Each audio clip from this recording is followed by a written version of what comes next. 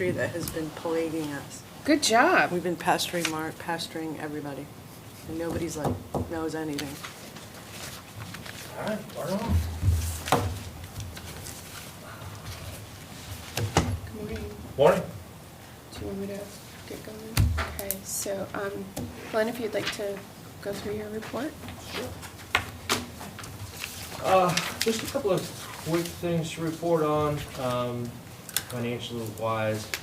We did have a couple of unexpected resignations in the past week and a half, so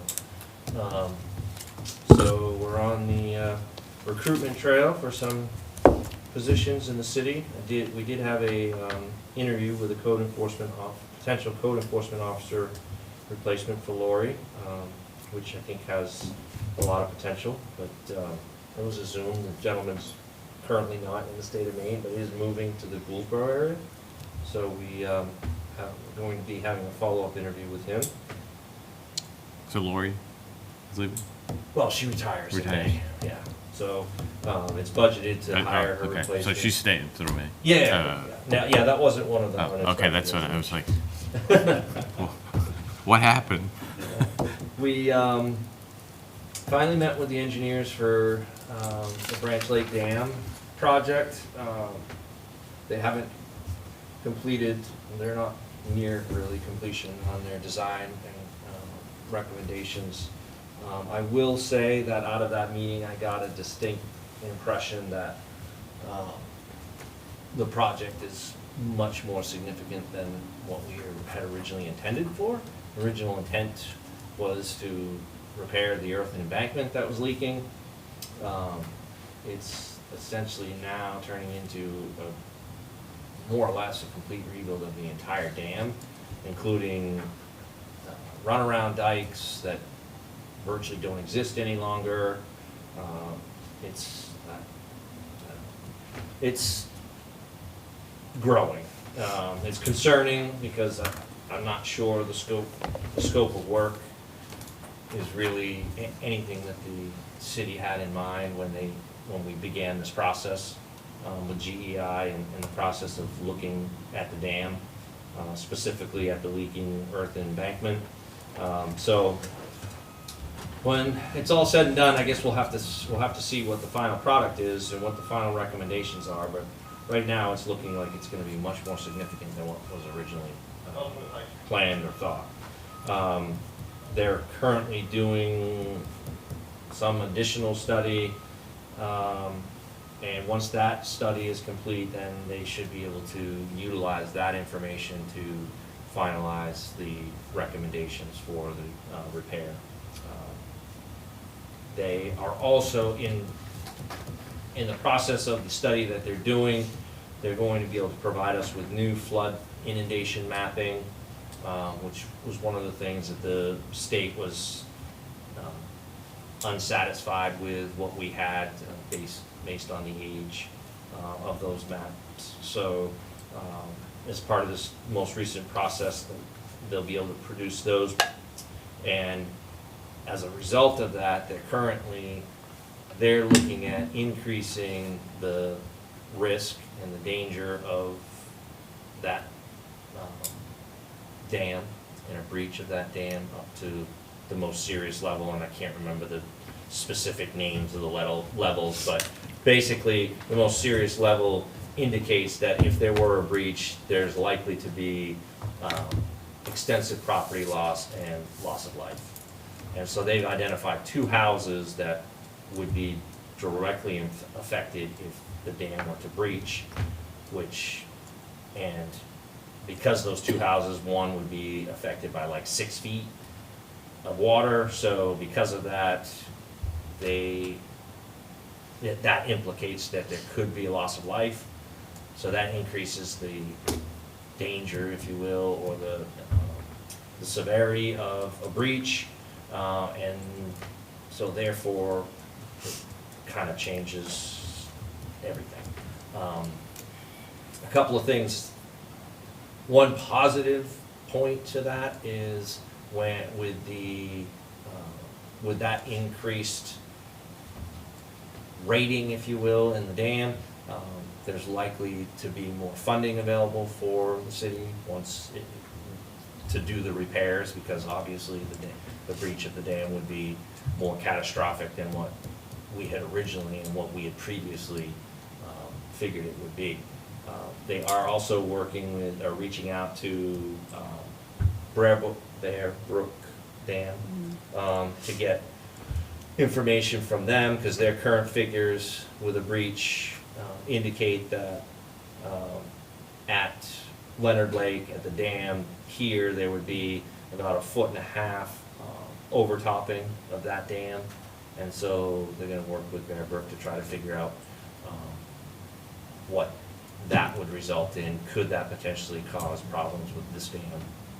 Potentially a breach of this dam, and then obviously that has much more significant ramifications. So they're still working on it, but the distinct impression I got from them is that the earth embankment is gonna be just a minor part of what they're gonna recommend is actually done to that dam out there, so. More to come, but, Here. that's not nice. That's not funny. So, yeah, so that's gonna be interesting. I also attended a pre-bid, meeting out at the Red Bridge Culvert project, with the engineer. Adam and I went, we had 2 construction companies that were there. Hopefully we'll both bid on the project. Another project that's likely to be, the scope hasn't changed dramatically, but when the original estimate of $700,000-ish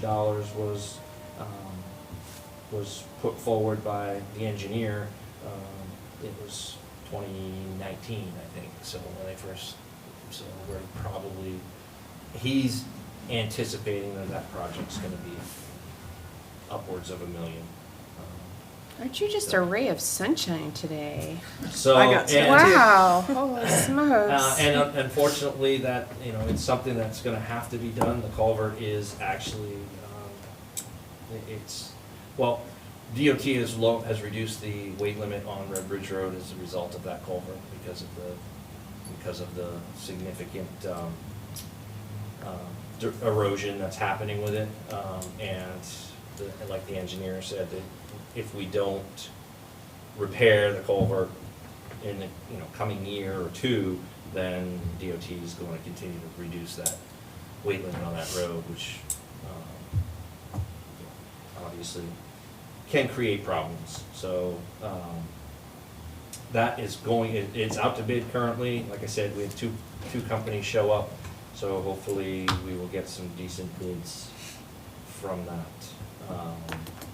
The other issue is not resolved yet, but I did have some email exchange with attorneys this week about the Main Coast Mall and that abatement issue.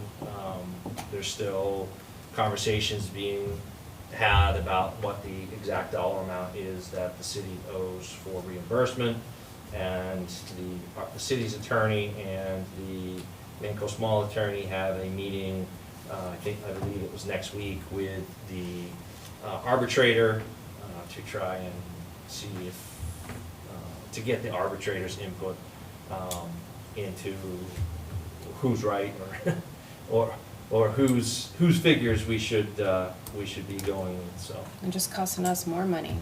yeah. So, And just to that point, if it's going back to the arbitrator, that's different than what the council authorized.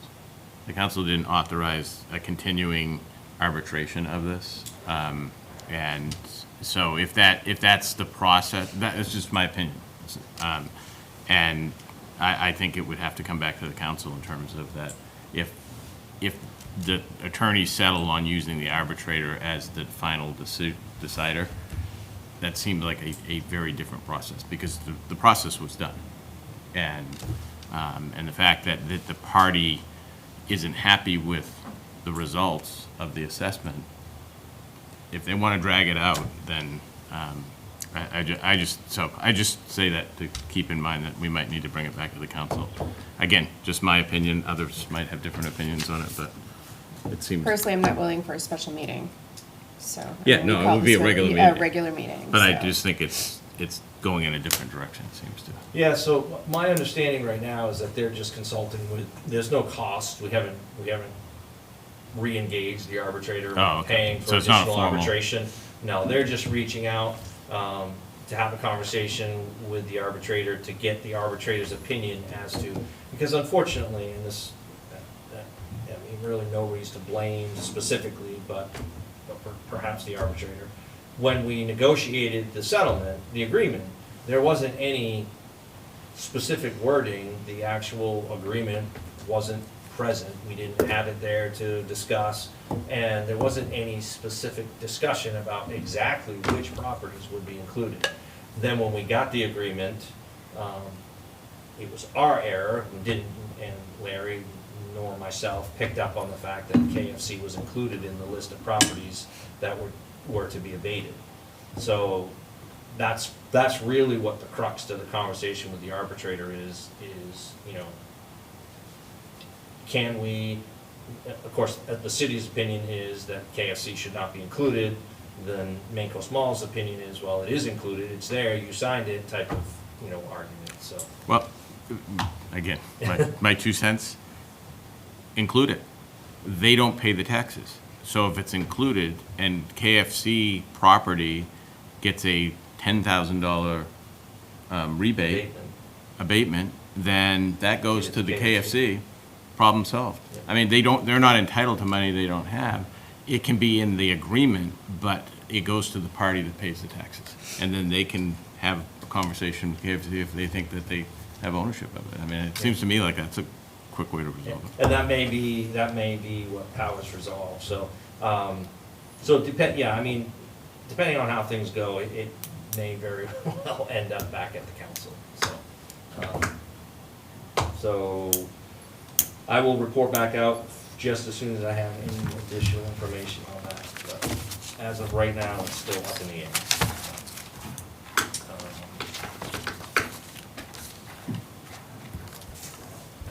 That's pretty much what I have. Jonathan, you don't want to finish on a better note? All right, If well. I had one, I would. Anna, does it sound like you have, you know, I do have one good thing. All right. I have the 22 audit draft in my mailbox. There's a couple of issues that we need to fix. One of them is because of all the multiple duplicated journal entries, the CIFA was not accurate, so it needs to be edited, and then that's it. We've already started on 23, which looks to be every bit as fun as 22. looks like it's more fun. Yeah, it's pretty bad, so probably gonna come to council at some point and ask for some assistance with that, because May's not gonna be able to do that by herself.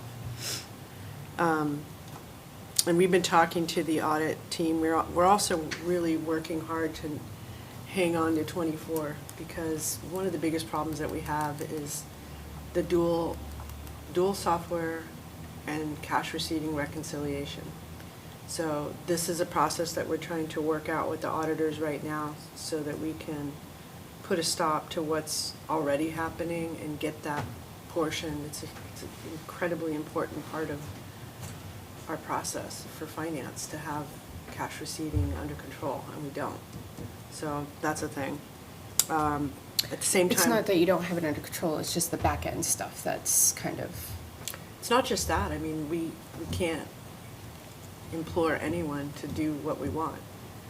We need the batches closed every day. We need an accounting, we need their cash receiving reports done correctly. There's just a lot of sloppy, and reporting checks as credit cards and vice versa. So you can't reconcile something like that. If you're not the one that's making those if you don't know about the errors, then all you see is that it doesn't match up. So we're working with the auditors to put in a process to some sort of daily audit worksheet that they can do in the clerk's office to make sure that what we're getting is good. We're also working on the chart of accounts, so we're going to be going from about 4,600 accounts to probably about 300, 350. We're going to really do an overhaul on that because it's completely ridiculous. No one can reconcile 4,600 accounts. So we've had a lot of talks with Cassell and the auditors. We got them together to talk about that, and so they're working on a worksheet that Cassell gave them on how to do the mapping, stuff like that. So that process is moving forward. The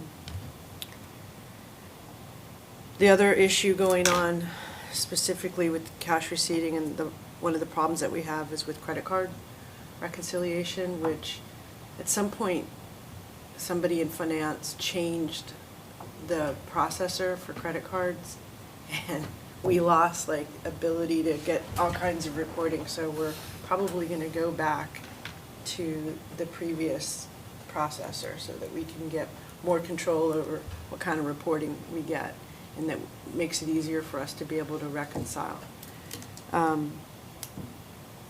The other thing that I was talking about before we started was the Higgins Trust. So the Higgins Trust was something that came up during audit, and it's been a thing that I've been trying to figure out since I got here, exactly what it is, what it's for. And so we finally got to the bottom of that. I would like to move that trust. It's cemetery, and it's basically another cemetery trust and another city reserve trust. So I want to move those to Bar Harbor where the other cemetery trusts and the other city reserve is, because it doesn't make sense to have it sitting, part of it's at Camden Bank, the cash part of it, the other part sitting at a transfer agent in New York. I mean, there's just no point to having things scattered around like that. And that money could be performing better than it is, and I think that's important as well. Basically, we've already started on fiscal year 23 audits, so May and I are working on that. We have our staff working on it. It's pretty much all hands to the pump here because we need it done. Our goal is to have it done before we start budget, because we need we need to get a good start early with budget, because there's going to be changes to budget. So other than that, everything's great. I sent May to New York because she was about to climb the steeple. But we're through this first hurdle with the audits, and we're a lot smarter about what to look for 23. So I'm pretty confident that it'll go more smoothly, even though it's a huge mess too. But now we know what we're dealing with.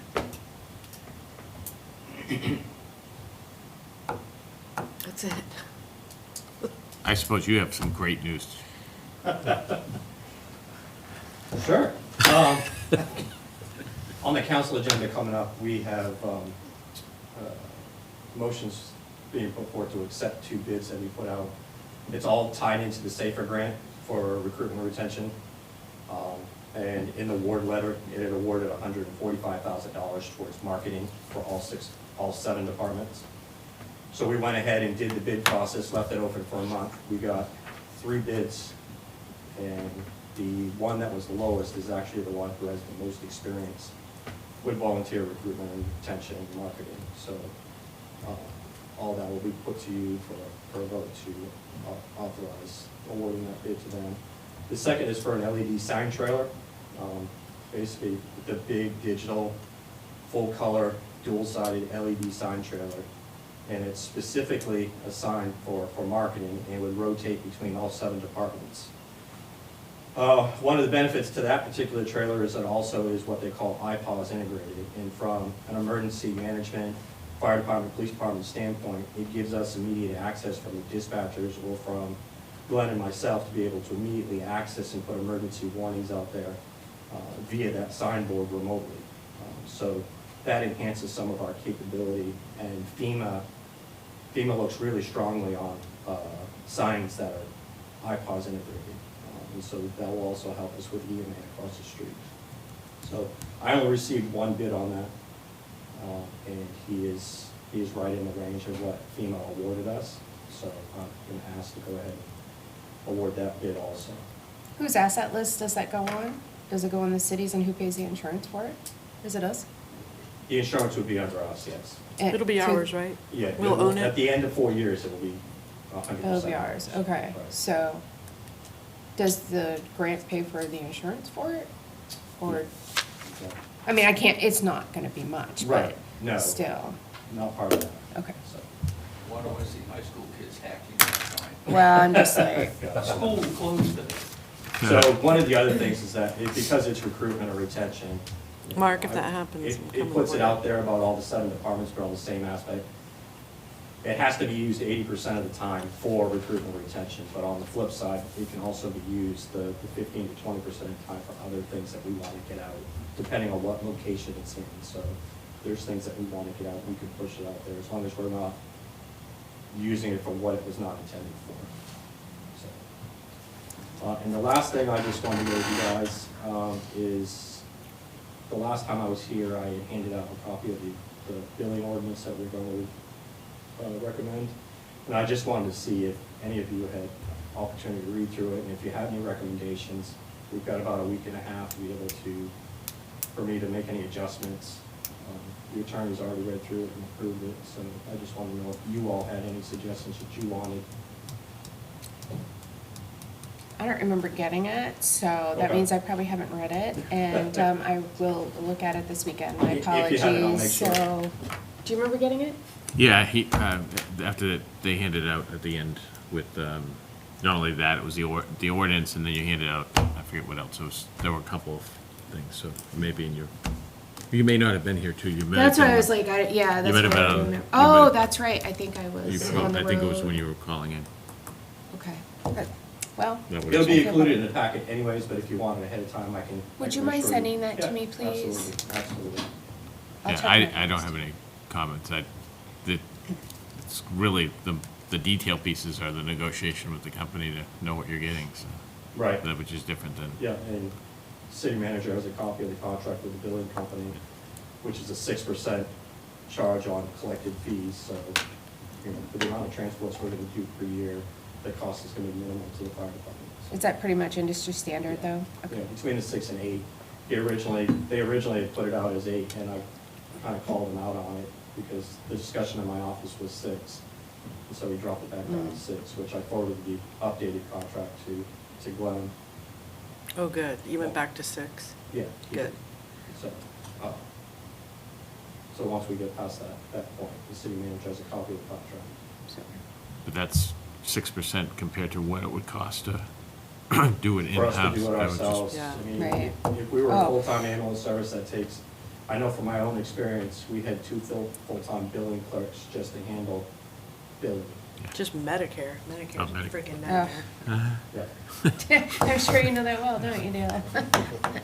They have support groups for those people that do Medicare billing. I'm like, Right. seriously? It's- They're like, yeah. Usually, I really don't We blame get them. together like once a month. I was like, Just the application phase, I think. Yeah. I mean, usually held at the local establishment.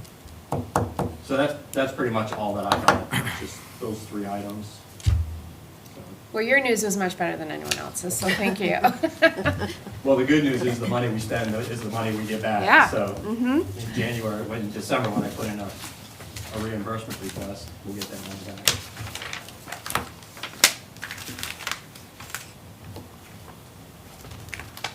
Does anyone have anything else? Mark? Any questions? You guys are done, you met your quota. And it was a short week. Yes, It it was. Oh, it's So Mark, you don't have anything? Doesn't feel like Doesn't it. feel like it. This week did not feel like a short week. Thanks, all right. Awesome. So the 300 accounts, is that including all the expense accounts? you There's don't like need as almost, many accounts as we have.